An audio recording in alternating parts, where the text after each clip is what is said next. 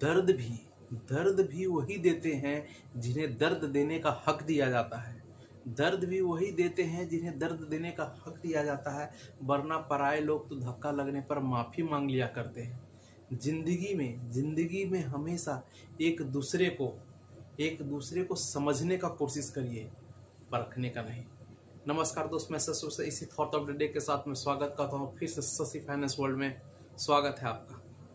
आज का ये वीडियो फिर से बहुत ही खास होने वाला है। हमने पिछली वीडियो में होम लोन से संबंधित सभी कुछ देखा, होम लोन क्या प्रोसेस है, कैसा क्या है, सब कुछ देखा, क्या बजट होना चाहिए हमने देखा।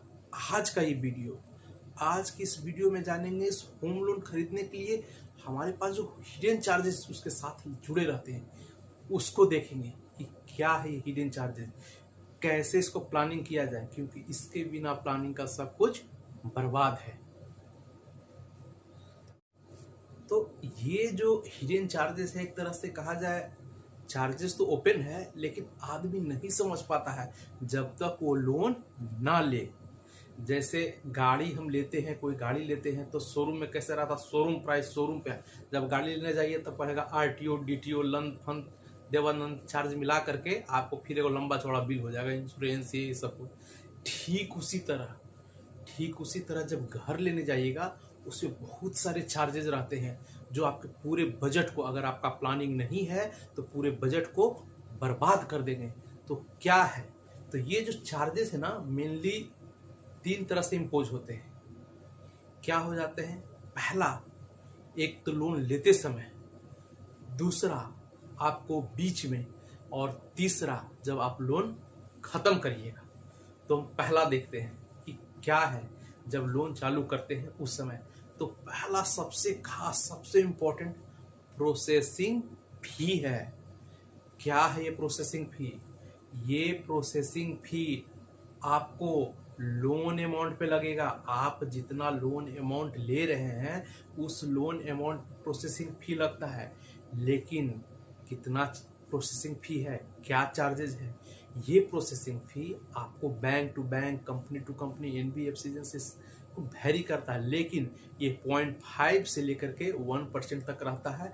और आप इसमें निगोशिएट कर सकते हैं। अगर आपको लगता है कि हाँ ज़्यादा है तो ये टोटली आप पर डिपेंड करता है कि आप इसको कैसे निगोशिएट कर लें, क्योंकि अमाउंट ये बहुत बड़ा हो जाता है। मान लीजिए 1% लगभग अगर प्रोसेसिंग फी रह जाता, 50 लाख रुपया लोन लिए हैं तो आपको 50,000 रुपया तो प्रोसेसिंग फी लग जाएगा। अब दूसरा, इस प्रोसेसिंग फी के बाद इसी पर आपको 18% जीएसटी लगता है। 18%। तो अगर आपने 50 लाख रुपया लोन लिया और 50 लाख का आपको 1% के अनुसार से प्रोसेसिंग फी रहता है, तो 50,000 रुपया आपको प्रोसेसिंग फी हो गया। अब इस 50,000 पर 18% सरकार द्वारा जीएसटी लग रहा है, तो आपका 18% हो जाएगा 18% 90, 9,000 रुपया। मतलब 9,000 रुपया आपको एडिशनल लगेगा। 50,000 रुपया प्रोसेसिंग फीस और 9,000 रुपया आपको जीएसटी। तो ये तो हो गया आपका प्रोसेसिंग फीस एंड जीएसटी। अब है लीगल चार्जेस, टेक्निकल चार्जेस, ये इंक्लूड रहते हैं। तो लीगल एंड टेक्निकल चार्जेस क्या है भाई? आप एक घर ले रहे हैं, जैसे इंश्योरेंस कराते हैं तो एक सर्वेयर, गाड़ी का एक्सीडेंट हुआ तो सर्वेयर वैल्यूएशन लगाता है, देखता है, जांच पड़ताल करता है, डॉक्यूमेंटेशन सबमिट करता है। ठीक उसी तरह ये जो है लीगल एंड टेक्निकल चार्जेस, आप जो घर ले रहे हैं, आप जो मकान बना रहे हैं, आप जहाँ साइट कंस्ट्रक्शन करवा रहे हैं, जो आप फ्लैट ले रहे हैं, वहाँ पर वो जाएगा, देखेगा, वैल्यूएशन लगाएगा। आपने जो पेपर दिया है, आपने जो केवाईसी दिया है, आपने जो घर का कागज दिया है, उसको वेरीफाई करता है। एक सर्वेयर, एक लीगल एडवोकेट आपको बहाल होगा और वो जाएगा वेरिफिकेशन करने के लिए। तो इसका चार्ज, ये भी चार्जेस वेरी करता है। ये भी चार्जेस 5,000 रुपया से 10,000 रुपया के बीच में आपको वेरी करता है। वो सबका अलग अलग, सब कंपनी का अलग अलग रहता है। तो ये भी बहुत बड़ा इम्पैक्ट करता है आपको कैलकुलेशन पर। दूसरा, मतलब ये जरूरी भी है, भाई आप जो घर ले रहे हैं वैल्यूएशन नहीं होगा तो कैसे पता चलेगा? आपको भी सुविधा, मान लीजिए आप 50 लाख लोन ले रहे हैं और घर का वैल्यू 35 लाख रुपया, तो फंस ना जाएगा? जो देगा वो तो फंस जाएगा। 50 लाख रुपया दे दिए, घर का वैल्यू 35 लाख रुपया, ब्याज लेकर चंप होता है, ऐसा आदमी होता है। तो वो बहुत जरूरी है अपने तरफ से वेरिफिकेशन करने के लिए। अब जो तीसरा सबसे बड़ा है वो है MODT, वो है मोमेरेंडम ऑफ डीड टाइटल। वो एक चार्जेस लगता है, कितना लग रहा है वो भी आपका वैरी करता है, लेकिन ये चार्जेस किसी किसी में आपका स्टाम्प ड्यूटी में मिला हुआ रहता है। ये 0.25% से लेकर के आपका 0.5, 0.75, 1% के अंदर में रहता है, या आपको डीड चार्ज में इंक्लूडेड रहता है। ये बैंक टू बैंक वैरी करता है, इसमें देखना पड़ेगा। अब जो है जो सबसे महंगा, सबसे ज़्यादा जो आपको इम्पैक्ट करने वाला है वो है आपका स्टाम्प ड्यूटी। स्टाम्प ड्यूटी क्या होता है? आपका एक डीड एक्विजिशन जो हो रहा है, आप जो घर ले रहे हैं, एक स्टाम्प ड्यूटी के अनुसार से उस पर आपका 5% लगता है। आपका जो वैल्यू से अगर 50 लाख का घर है तो 50 लाख पर आपका 5% आपको स्टाम्प ड्यूटी चार्ज लगेगा। अब उस पर रजिस्ट्रेशन चार्ज भी लगता है, जैसे घर का रजिस्ट्रेशन करा तो उस तरह का रजिस्ट्रेशन चार्ज भी लगता है। तो रजिस्ट्रेशन चार्ज भी आपका 2% लगता है। वो लगता है आपका लोन अमाउंट पे, कि भाई इतना कर रहे हैं तो इतना इतना आपको चार्ज लगेगा। तो बहुत बड़ा खर्चा है। 5% है, 2%, मोटा मोटी 7% का आपका वो वैल्यूएशन है उस पर आपको खर्चा बैठ जाता है, जो बहुत बड़ा अमाउंट होता है। तो आपने देखा ये स्टाम्प ड्यूटी कितना बड़ा इम्पैक्ट डालता है, आपके बजट को पूरा हिला कर रख देगा। अगर आपने 50 लाख का लोन लिया है तो 25 2.5 लाख रुपया तो आपका स्टाम्प ड्यूटी हो जाएगा। 1% प्रोसेसिंग फीस लग रहा है तो भी आपको बहुत बड़ा इम्पैक्ट पड़ रहा है। आपको 50,000 रुपया तो प्रोसेसिंग फी हो जाएगा। रजिस्ट्रेशन फीस अगर आपका 1% लग रहा है तो 50,000 रुपये वो हो जा रहा है। तो बहुत बड़ा, अब बहुत ही जरूरी है, अगर आप ले रहे हैं तो इसको बजट में बनाने का बहुत बड़ा जरूरी है। अब बहुत ही जरूरी है, इसके बिना आपका पूरा प्लानिंग फेल हो जाएगा। अगर आपने प्लानिंग नहीं किया हो और जैसे तैसे होम लोन के लिए चले गए और बीच में ये खर्चा एक्सपेंसेस आएगा तो बहुत दिक्कत आने वाली रहेगी। आपको स्ट्रेच करना पड़ेगा, इधर उधर से पैसा जुगाड़ना पड़ेगा। आप छोड़िएगा नहीं कि हाँ चलो ठीक है 2 लाख 4 लाख रुपए इधर उधर से जुगाड़, लेकिन वो पैसा फिर आपको लौटाना पड़ेगा। कहूँ ना कहूँ आपका बजट गड़बड़ा जाएगा। आप इससे लीजिएगा, उससे लीजिएगा, सरकार को दीजिएगा, बैंक को दीजिएगा, आपका बजट गड़बड़ा जाएगा। तो आप पूरी तरह से जानकारी प्राप्त कर लें, समझ लें, अपना बजट को बैठा लें, तब अपने लोन के लिए आगे प्रोसीजर करें। ये तो लोन का शुरुआत में हो गया। अगर लोन हम ले लिए, सब कुछ व्यवस्था, सब कुछ बजट के अनुसार से कर दिए, अब बीच में मेरा लोन चल रहा है, उसमें क्या हिडन चार्जेस है भाई?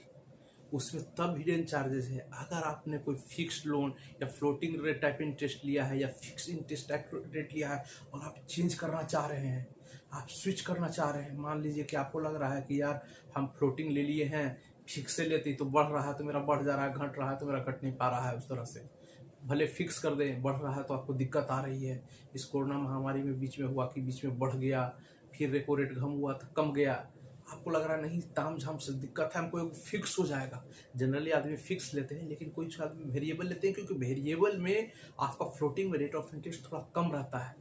तो आप चाहते हैं कि नहीं हम फिक्स कर देना चाहते हैं, तब उसमें एक स्विचिंग चार्जेज होता है जो 0.1%, 0.2%, 5% के बीच में आपको आगे का अमाउंट में, जो बचा हुआ अमाउंट में आपको लगता है। अब लास्ट लिस्ट में आप सब कुछ दे दिए, फिक्स चल रहा है, लोन चल रहा है, अब आपका लोन खत्म होने का समय आया, या आप चाह रहे हैं कि मेरे पास पैसा कुछ आ गया है, कुछ फंड का पैसा आ गया है, कुछ मैच्योरिटी का पैसा आया हुआ है और हम इसको दे करके खत्म कर दें। उस समय आप सोचिएगा कि मेरा EMI जो बाकी है उनको दे देंगे तो उतना में खत्म हो जाएगा, मेरा ब्याज बच जाएगा। लेकिन नहीं, उसमें आपको प्री पेनल्टी चार्ज लगता है। अगर आप पहले लोन खत्म कर रहे हैं, ये आपको मैंडेट उसी समय बैंक, अभी तो कुछ नियम भी है कि जो अपना एग्जिस्टिंग कस्टमर है उसमें लिखता है कि no pre penalty charges, no foreclosure charges, 0 foreclosure charges. आपको देख लेना पड़ेगा कि क्या अगर आपके पास पैसा आता है और लोन खत्म करते हैं तो कितना प्री पेनल्टी चार्जेस लगता है। अभी जनरली 3 से 4% सभी बैंकिंग कर रहे हैं। 3 से 4%। ये क्या होता है 3 से 4? आपका प्रिंसिपल आउटस्टैंडिंग, मान लीजिए आपने लोन दिया, किस्त दिया, सब कुछ, आपका जो मूलधन बचा हुआ, मान लीजिए मूलधन 10% बचा हुआ है, तो ये 10 लाख रुपया मूलधन बच गया है, तो उस पर आपका 3 से 4% आपका प्री पेनल्टी चार्ज लगेगा, फोरक्लोजर चार्ज लगेगा। और ये तब महंगा हो जाएगा जब आपका अमाउंट बड़ा बचा हुआ होगा। शुरू में कैसा कैलकुलेशन होता है कि जब ईएमआई स्ट्रक्चर जो रहता है, शुरू में ब्याज ज़्यादा रहता है, मूलधन कम रहता है। जब आपका लोन खत्म होने आएगा ना, तब आपको पता चलेगा कि सिर्फ मूलधन बच गया है, ब्याज तो कंपनी सब ले लिया है। तो उस समय आपको दिक्कत आएगी, आपको लगेगा अरे इतना पैसा देने के बाद इतना फिर फाइन देना पड़ रहा है। तो वो आपको कैलकुलेट कर लेना पड़ेगा, या लोन लेने से पहले जान लेना पड़ेगा कि क्या है फोरक्लोजर चार्ज, कितना लग रहा है। अब मान लीजिए कि फोरक्लोजरो नहीं हुआ, सब कुछ सही चला, लोन चला, खत्म हो गया, लेकिन मेरा बीच में इस कुछ कारणवश, कुछ पर्सनल रीजन या मार्केट सिचुएशन के कारण हमारा ईएमआई आगे पीछे हो गया, 1-2 ईएमआई मैंने गिरा दिया, कुछ ईएमआई जो मेरा एसीएच मैंडेट चेक से लग रहा था वो टूट गया, मैंने पर्सनली कैश दिया, कुछ डिले पेमेंट हो गया। अब लोन सेटल कैसे हो? तो वो चार्जेज होते हैं। एक चार्जेज होता है cheque bouncing charge, CBC, cheque bouncing charge. आपका अगर चेक लगा हो, आपको वो चेक अमाउंट जो है आपका बैंक अकाउंट में भी हिट हुआ होगा, और आपका जहां से लोन लिए हैं वहां पर भी, और मोटा मोटी ये जाकर के 400 से 500 700 रुपये तक हिट करता है। एक एवरेज मान के चले तो एक चेक बाउंसिंग पर कम से कम 500 रुपये आपको हिट करता है। सब बैंक का 500 रुपया तो आपको इस खाते में हिट कर गया, और जहां आपका लोन है उस पासबुक में भी आपको 250 225 रुपया आपका हिट कर दिया है। मोटा मोटी अगर माना जाए तो आपको 750 800 रुपया आपका हिट कर जा रहा है। तो एक सीबीसी चार्ज। अब एक हो गया डिले, लेट पेमेंट चार्ज, या एवरेज फाइनेंस चार्ज। मान लीजिए कि मैंने किस्ती तो गिरा दिया, हो गया कि 3 किस्त मैं नहीं दे पाया, 2 किस्त मेरा टूट गया, उसके बाद मैं रेगुलर रहा, फिर एक किस्त टूट गया, फिर देने लगा। अब उसमें क्या होता है कि वो डिले पेमेंट चार्जेस करते हैं। अब वो कैसे करते हैं? मान लीजिए कि मेरा एक किस्त 40,000 रुपया का है, वो गिर गया, तो एक एवरेज के अनुसार से, जैसे क्रेडिट कार्ड का चलता है ना, उस तरह से एक एवरेज के अनुसार से जितना 1,000 रुपया गिर गया, उतना रुपया पर डे के अनुसार से, जितना दिन तक ड्यू रहा उतना रुपया पर डे, माने 40,000 रुपया मेरा एक किस्ती गिर गया, तो 40 रुपया पर डे मेरा डिले पेमेंट चार्ज चालू हो गया। और मैंने उस पैसा को अगर 10 दिन बाद दिया तो समझिए कि 400 रुपया मेरा अलग से लेट फाइन जुड़ गया। इसी तरह अगर महीना में अगर देर देते आया, 10 दिन 15 दिन 20 दिन, एक एक महीना देर आया था, वो सब मुझे जुटते चला जाता है, और लास्ट ऑफ द लोन जब हम क्लोज करने वाले हैं तो वो हमसे मांगा जाता है। उसमें आप अगर फोरक्लोज कर रहे हैं तो आप निगोशिएट कर सकते हैं, लेकिन आपको इसमें सिविल इम्पैक्ट करता है, इसलिए आप इसको ध्यान दें। किसी किसी जगह एनओसी अप्लाई, एनओसी मंगाने के लिए, स्टेटमेंट मंगाने के लिए कहता है आपको 500 रुपया लगेगा, या 1,000 रुपया का रसीद कटाइए, आपको एनओसी मंगाएंगे, या एनओसी चार्ज है। तो वो कोई नॉमिनल अमाउंट रहा वो आप दे सकते हैं, लेकिन चार्जेस इस तरह से लगते हैं। आपको सिविल के बारे में, होम लोन के बारे में अपने पहले वीडियो में मैंने बहुत सारी जानकारी डिटेल्स में दे दी है। अफोर्डेबिलिटी, होम लोन अफोर्डेबिलिटी के बारे में दिया है, तो आप उस वीडियो को देख सकते हैं। इस वीडियो का लिंक हमारे इस वीडियो के डिस्क्रिप्शन में दिया गया है। ये 12 साल का एक्सपीरियंस है, मैं डेली कस्टमर से मिल रहा हूँ, जान रहा हूँ, देख रहा हूँ, सब सिचुएशन में देख रहा हूँ। आदमी बहुत परेशान है, कस्टमर बहुत परेशान है। क्यों? Due to the lack of knowledge, वो नई चीज को समझ पा रहे हैं, इसके कारण वो परेशान हो पा रहे हैं, उनकी स्थिति खराब हो जा रही है। चीज बजटिंग के कारण वो नहीं बजट कर पाए, चीज को नहीं समझ पाए, और नहीं समझ पाने के कारण उनको बहुत दिक्कत का सामना करना पड़ रहा है। मैं ये 12 साल का एक्सपीरियंस इस एसेट फाइनेंस पे हूँ, और आज भी मैं 12 घंटा की ड्यूटी प्राइवेट जॉब करके मैं ये वीडियो आप तक पहुंचाता हूँ। इस मेहनत को आप बर्बाद मत करिए, इसको हमको लाइक करिए, सब्सक्राइब करिए, इससे हमको मोटिवेशन मिलता है, जोश मिलता है आपको सही जानकारी आप तक पहुंचाने के लिए, आपको सही जानकारी से बताने के लिए। तो हमारे वीडियो को आप लाइक करिए, सब्सक्राइब करिए। मिलते हैं अगले चैनल वीडियो में, तब तक के लिए नमस्कार।